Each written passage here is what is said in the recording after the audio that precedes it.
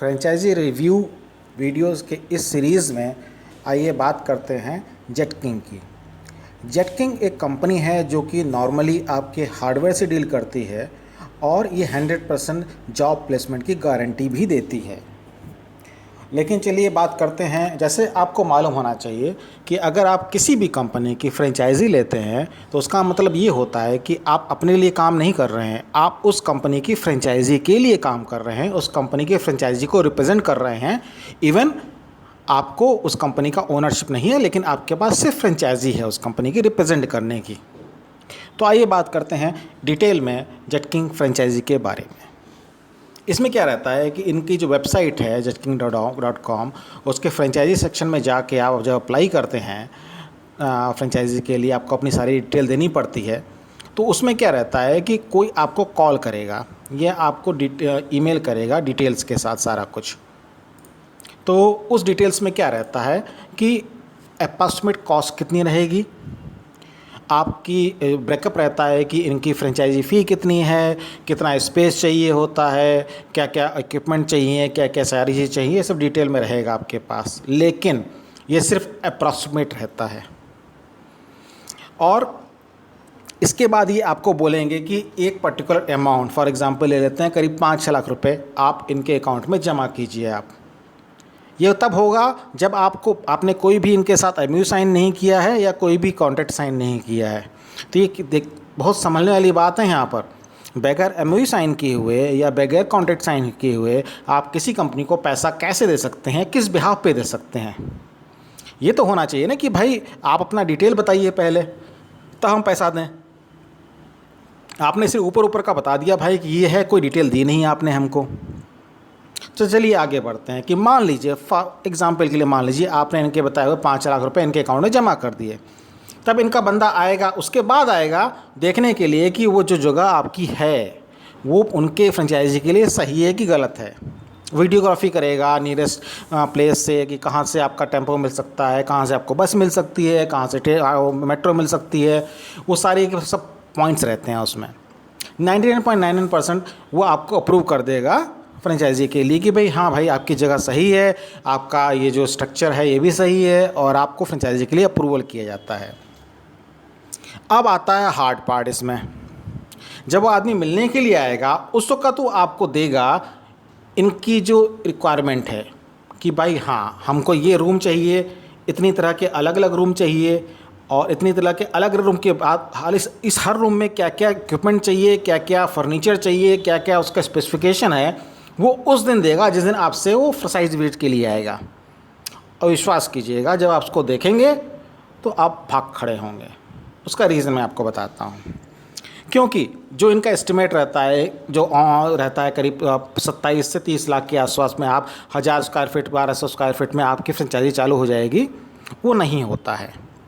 क्योंकि भाई देखिए इनकी रिक्वायरमेंट ऐसी है कि जैसे एजुकेशन सेंटर हैं ये, लेकिन ये बोलेंगे कि आप प्लाई लगाइए, ठीक है, वो भी प्लाई के साथ आपको देंगे कि इस कंपनी की प्लाई लगाइए आप, ये आप स्ट्रक्चर लगाएंगे, ये आप माइका लगाएंगे, ये आप मेज़ जो रखेंगे, मेज़ अगर जो हार्डवेयर टेबल फॉर एग्जांपल रखते हैं वो मेज़ जो रहती है उसकी भी स्पेसिफिकेशन रहेगी उसमें।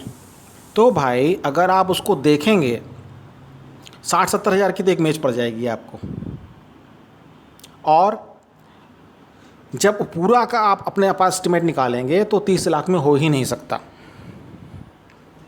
और अगर आपने मना कर दिया भाई कि भाई ये तो हमारा एस्टिमेट 30 लाख से ऊपर जा रहा है, गलत बात है ये, तो ये क्या करेंगे कि आपके लोकल वेंडर है, उसके बाद इनके पैन इंडिया पे भी इनके हैं ढेर सारे वेंडर्स जो कि आपका डिजाइन जैसे नक्शा है आपका एटेट से नक्शा होगा उस जगह का, तो आप भेजेंगे तो उसके हिसाब से डिजाइन बना के भेज देंगे वो भाई।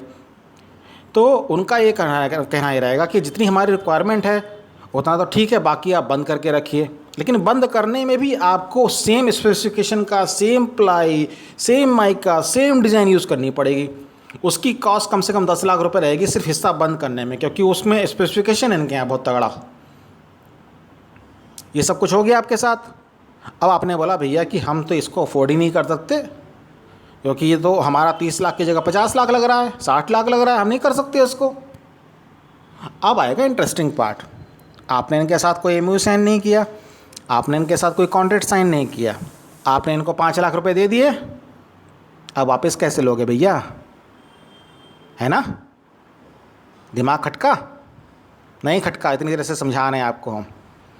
तो जब आप इनसे बोलेंगे कि भाई हमको आपकी फ्रेंचाइजी नहीं लेनी क्योंकि हम इसको अफोर्ड नहीं कर सकते, आपके एस्टिमेट से करीबन डबल आ रहा है ये, तो आपको पैसे वापस में लेने के लिए खून पसीना करना पड़ेगा भैया।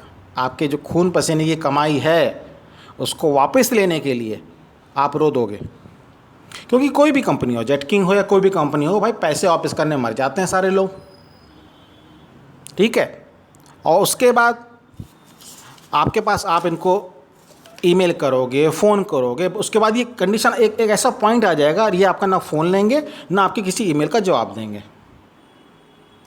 उसके बाद आप क्या करोगे? अगर आपके अंदर शक्ति है, अगर आप पढ़े लिखे इंसान हो, आपके अंदर लॉ का नॉलेज है या आपके पास कोई ऐसा वकील है, तो आप नोटिस नहीं भेजोगे इनको। जब नोटिस भेजेंगे तो आप ही को एक्यूज़ किया जाएगा कि भाई आपने गलती की है, हम तो पैसा नहीं देंगे, नॉन रिफंडेबल है ये। अरे भाई आपको सपने में आ रहा है कहीं पर कि नॉन रिफंडेबल है, कहीं लिखा तुमने नॉन रिफंडेबल है? जब हमने आपकी फ्रेंचाइजी की अप्लाई की, आपने बताया कि ये 5 लाख रुपए जो आपको दिया है ये नॉन रिफंडेबल अमाउंट है, कहीं आपने लिखा, कहीं बताया आपने तो बोला भाई कि हम फ्रेंचाइजी के लिए प्रोसेस यही है कि 5 लाख रुपए दीजिए, या बगैर एमओयू कॉन्ट्रैक्ट साइन किया तो ही हमारा बंदा देखने आएगा वहाँ पर आपकी जगह, तो आप फंस जाओगे, बहुत लिटरली फंस जाओगे। तो इसलिए आपके लिए सलाह ये है कि आप अगर इनके साथ अप्लाई कर रहे हो, जेट किंग के साथ, तो सबसे पहले इनके रिक्वायरमेंट क्या है, इनकी स्ट्रक्चर रिक्वायरमेंट क्या है, उस गाइड को देखिए आप।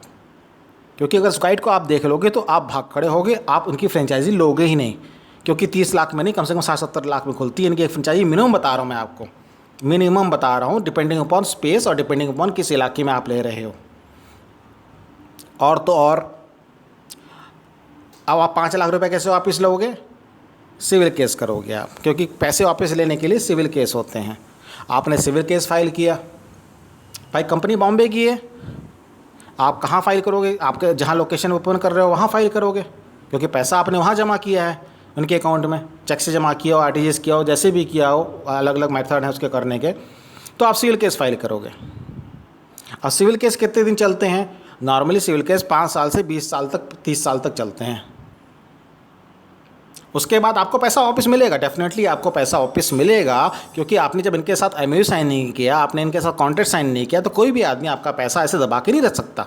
बड़ी आश्चर्य की बात है कि गूगल कीजिए तो बहुत से लोगों की कंप्लेन आ रही हैं ये कि पैसा लेके पैसा वापस नहीं करते हैं जेट किंग वाले। तो यहाँ सलाह आपको 2 सलाह देने की कोशिश करूँगा मैं।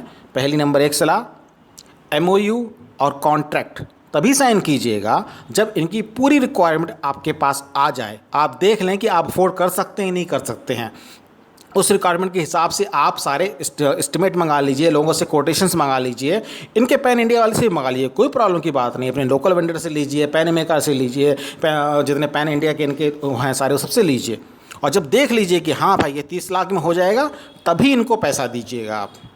अगर ऐसा आप नहीं करते हैं तो आप अपने सर पे एक बहुत बड़ी सरदर्दी ले रहे हैं।